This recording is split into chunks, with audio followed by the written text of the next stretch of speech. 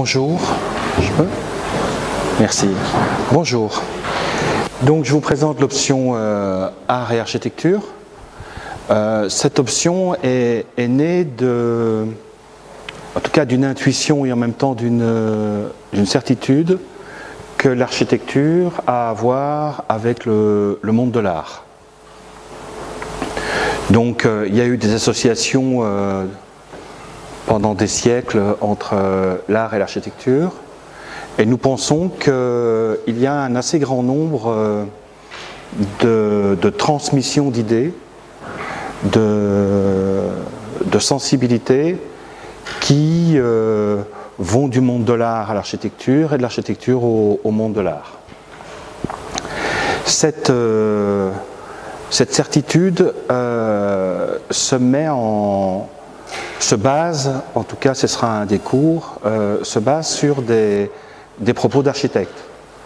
Donc on n'a pas inventé cette certitude. Il s'avère qu'un assez grand nombre d'architectes ont évoqué dans des textes les influences importantes qu'ils ont reçues, et parfois même les procédures intellectuelles qu'ils ont appliquées à l'architecture pour produire leur propre projet d'architecture. Donc c'est une chose qu'on trouvait importante. Deuxième chose, il y a un apport non négligeable de certaines théories dont vous avez entendu parler, freudiennes et lacaniennes, sur ce qui met en place le désir et le plaisir dans les dispositifs de création.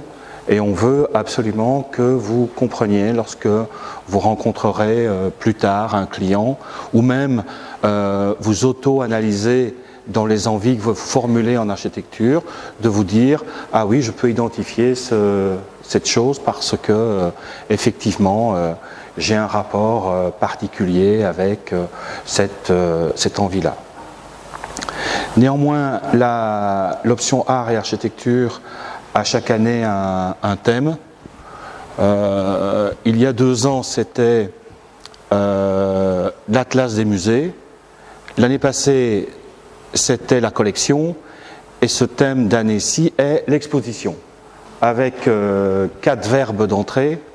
4 verbes parce que d'une certaine manière, pour exposer, il y a lieu de faire des choses. Et donc c'est poser, se poser, exposer, s'exposer. Donc 4 mots qu'on a envie de croiser, 4 mots qu'on a envie que vous compreniez, et qui d'une certaine manière, même s'ils sont liés au mot exposition, il s'avère que l'architecte, et bien évidemment les artistes, ont des poses. Ils se posent dans certains milieux, à certains endroits, d'une certaine manière, et en même temps, ils exposent leur travail, mais en même temps, ils s'exposent à la critique. Le dessin que vous voyez là au centre sera aussi au sujet d'une préoccupation. C'est un tout petit dessin. Ils viennent d'être exhumés par une galerie d'art à Paris. Il y a un livre qui est sorti il y a 3-4 mois, c'est les Energy Rooms, un carnet de croquis de Gordon Matta Clark, et donc il a dessiné une 20aine de pièces en architecture, et donc c'était des pièces qui devaient être énergiques. On se préoccupera dans l'option art de savoir ce que c'est qu'est-ce que ça peut bien vouloir dire, et j'y reviendrai plus tard. Le premier cours, donc, la journée est divisée en 5 parties. Donc on vous demande d'être là à 9h et vous partirez à grosso modo 19h30, 20h. Je vais vous expliquer. White Cube Black Box, c'est un cours de 2 heures qui est mis en place par Emilio Lopez Menchero. Alors c'est un artiste. Et en même temps, il a aussi la deuxième grande qualité, c'est d'être un architecte. Et donc, il est capable de mettre en place des dispositifs de traduction entre les recherches en art et les recherches en architecture. Sa grande hypothèse, c'est, en tout cas, il s'appuie sur un propos de Hans Hollein. Tout est architecture, donc tout est art, et nous avons de nombreux points de discorde sur ce sujet, mais c'est pas grave, on parvient à débattre. En tout cas, il connaît et il maîtrise parfaitement bien la production artistique d'aujourd'hui. C'est-à-dire que tous les méandres, toutes les positions, toutes les poses, toutes les manières d'exposer des propos artistiques, il les maîtrise particulièrement bien. Art et psychanalyse, je vous en parlais, c'est Angel Enciso-Berger, c'est un psychanalyste. Il vous évoquera, en tout cas de manière très théorique, pendant les 6 premiers jeudis, les thèses freudiennes et les thèses lacaniennes, qui sont des grilles de lecture de toute une série de choses, et notamment, bien évidemment, les productions artistiques et les productions architecturales. Le cours d'Emilio Lopez Menchero et d'Angel Enciso-Berger, ils le donnent ensemble, c'est-à-dire que Angel intervient quand Emilio donne son cours, tout comme Emilio illustre le cours d'Angel, c'est-à-dire lorsque, par évidence, l'un dans l'autre, il y a des images, des références, des architectes et ou des artistes, eh bien, c'est évoqué. Donc les 2 professeurs donnent cours de 9h à 13h. Le cours de l'après-midi, art et architecture, j'en prends systématiquement une série d'architectes. Le principal que vous connaissez tous, c'est Rem Koolhaas.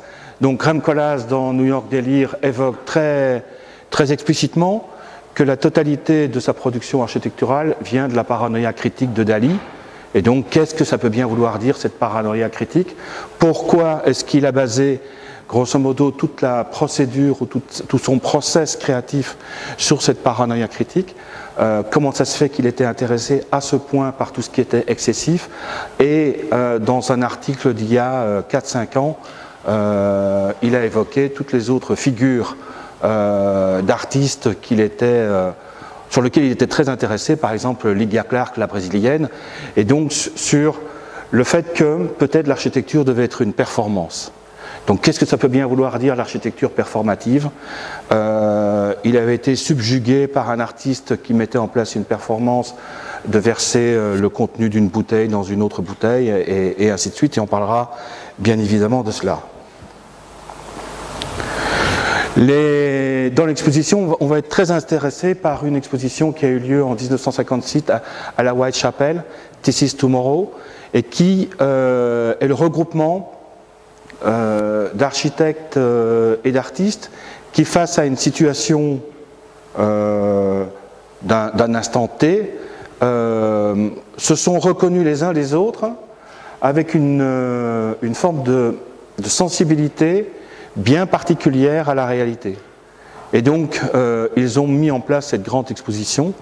L'idée de l'exposition est venue d'un architecte, Theo Crosby, et les premiers, la part la plus importante des architectes, avec toute une série d'artistes, c'était l'Independent Group, Allison et Peter Smithson, et qui effectivement ont travaillé avec toute une série d'artistes qui avaient le même âge qu'eux, c'est-à-dire c'est effectivement reconnaître le mécanisme, qu'il y a des mécanismes générationnels de sensibilité à certaines actions et qui s'auto-enrichissent.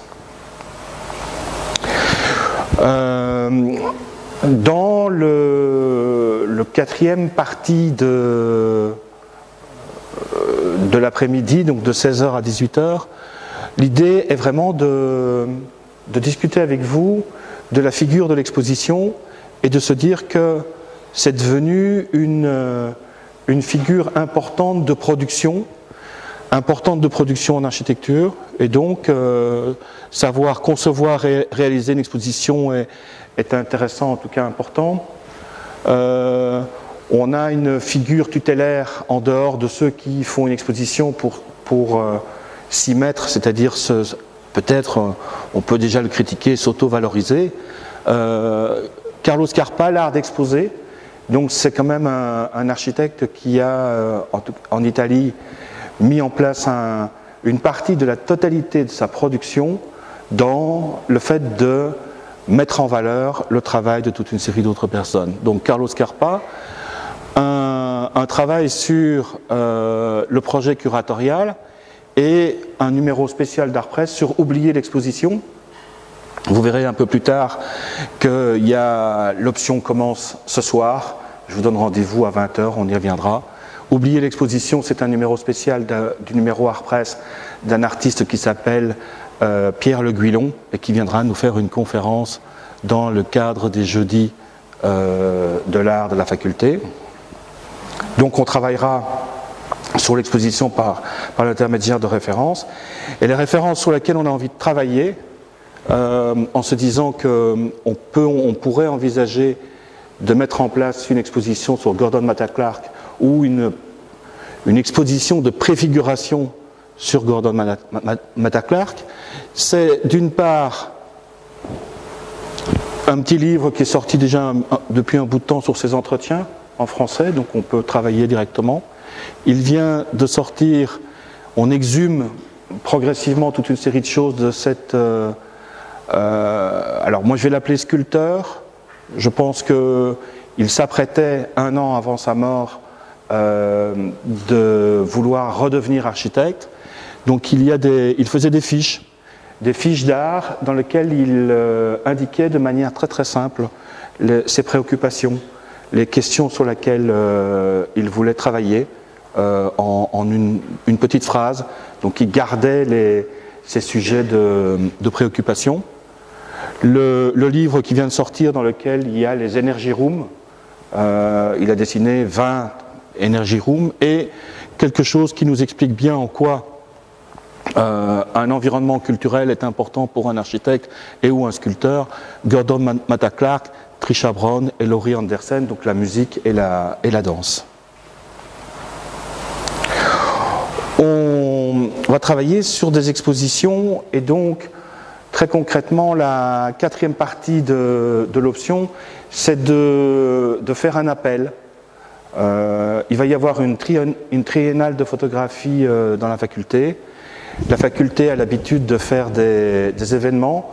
On trouve que ces événements ne sont pas suffisamment bien structurés. Et donc, structurés dans quel sens? C'est-à-dire que c'est un événement, mais cet événement s'arrête simplement au fait de le faire. Et avec Marc Mauet, la proposition est de voir en quoi on pourrait avoir des idées supplémentaires par rapport à sa triennale. Donc d'une part, Marc Mauet est prêt à expliquer comment est-ce qu'il fait cette triennale de photographie de l'architecture, première chose. Deuxième chose, il est intéressé par avoir éventuellement des collaborations avec vous. Troisième chose, de voir si une exposition se suffit à elle-même. Je ne sais pas si vous avez déjà été confronté à ce que c'est une exposition, en tout cas les expositions pendant l'été. Vous voyez des revues qui sortent, les 1000 expositions de l'été. Donc ça veut dire impossible de les faire toutes. Comment est-ce qu'on les choisit? Où on va voir? Quelles sont celles qui apportent quelque chose? Quelles sont celles qui sont simplement une production culturelle simple? On parlera de tout ça.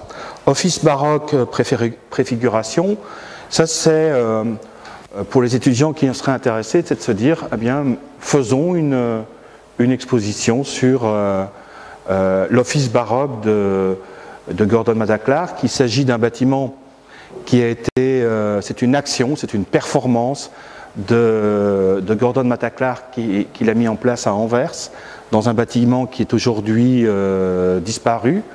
On voudrait faire une exposition sur cet office baroque. Ce bâtiment a été démoli 3-4 ans plus tard.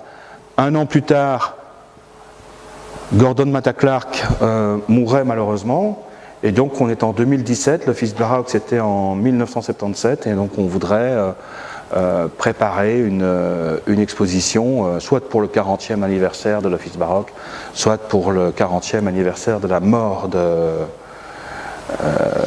de Gordon Matta Clark. BPS 22, il y a une grosse exposition, on a des liens réguliers avec le BPS 22, donc on ira voir une exposition de Martueri qui s'ouvre dans 15 jours, 3 semaines, et on rencontrera la curatrice qui a mis en place ça. Et alors il y a quelque chose d'assez intéressant, important au MOOCA. Le MOOCA aussi désire travailler sur le futur, et donc il a demandé à une dizaine d'artistes de travailler sur ce que pourrait être le futur en art. Et donc il y a une exposition qui va s'ouvrir et un colloque sur comment se projeter dans le futur en art. Bien évidemment, si on va voir ça, c'est pour se dire, tiens, comment est-ce qu'on peut se projeter dans le futur de l'architecture. On vous demande d'aller à toutes les conférences de jeunesse et arts plastiques. Et donc, il y en a une ce soir. C'est le fameux galeriste Seth Siegelob qui disait qu'il n'y avait pas besoin de galerie pour montrer ses idées. Je pense qu'aujourd'hui, vous êtes confrontés à ça. Si vous attendez qu'un musée expose vos projets, ben vous allez peut-être attendre très longtemps. Donc le problème, c'est aussi d'avoir des stratégies pour montrer son travail, pour montrer les préoccupations qu'on a, comment est-ce qu'on parvient à apparaître.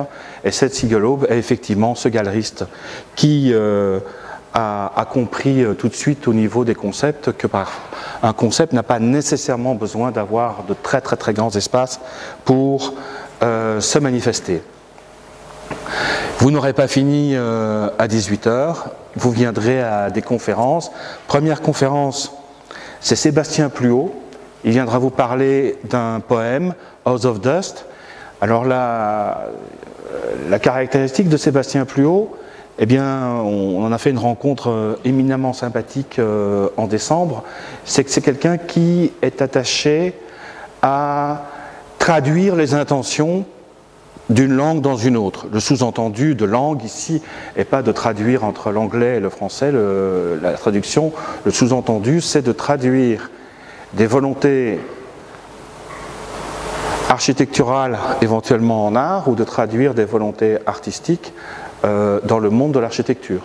Donc l'accompagnement, si on prend de nouveau Gordon Matta Clark, Laurie Anderson et Trisha Brown, comment ça se fait que ces trois artistes se connaissaient? Quelles sont les influences qu'ils se sont mises en place mutuellement? Et donc bien évidemment l'option c'est de vous dire effectivement c'est bien d'avoir des copains architectes pour monter son propre bureau dans pas longtemps, mais ce serait quand même bien que vous vous préoccupiez de ce que pensent des jeunes qui ont à peu près le même âge que vous, à l'Académie des Beaux-Arts, à la Cambre Art Visuel, à l'INSAS, chez Parts, c'est-à-dire qu'est-ce que les étudiants en danse, qu'est-ce que les étudiants en musique, qu'est-ce que les étudiants en art plastique des autres écoles, quelle est leur sensibilité par rapport à la réalité, quelles sont les critiques qu'ils émettent vis-à-vis de la société, sont-elles les mêmes que vous, de telle manière à ce que vous puissiez partager les avis que vous avez sur notre réalité. Voilà, c'est l'objectif de l'option art. On aura, après Sébastien Pluot, jeudi, on aura quelqu'un que certains d'entre vous connaissent peut-être, on aura Jacques Charlier, qui est l'artiste liégeois. On aura l'artiste Pierre Le Guillon pour oublier l'exposition. On aura Éric Fabre, qui est le galeriste, qui était tellement riche, c'est-à-dire qu'il achetait systématiquement les œuvres des artistes quand il ne vendait rien. Donc il avait une galerie, donc il était riche, et quand il exposait des artistes, il achetait grosso modo la totalité de leur production. Et après, effectivement, il a constitué une collection absolument hallucinante, et il l'expose de temps en temps dans un garage à Saint-Gilles. Donc 2 étudiants, oui, il y a Jean Didier qui est parti, mais qui viendra nous expliquer comment il a monté RNPA et les expositions qu'il a mis en place dans la faculté. Et j'ai 2 conférenciers, mais qui sont 2 ex-étudiants. Tout le problème, c'est de savoir si ils voudront bien venir faire leur exposé ici ou plutôt dans un atelier. C'est Manuel Fanjoul qui a fait son mémoire sur Gordon Matta Clark l'année passée, et c'est Caroline Roure qui a fait son mémoire sur une uchronie, donc qu'est-ce qui se passe dans l'histoire si on change un cliquet ou un événement historique, et qu'est-ce que ça peut donner de nouveau. Voilà, je vous remercie.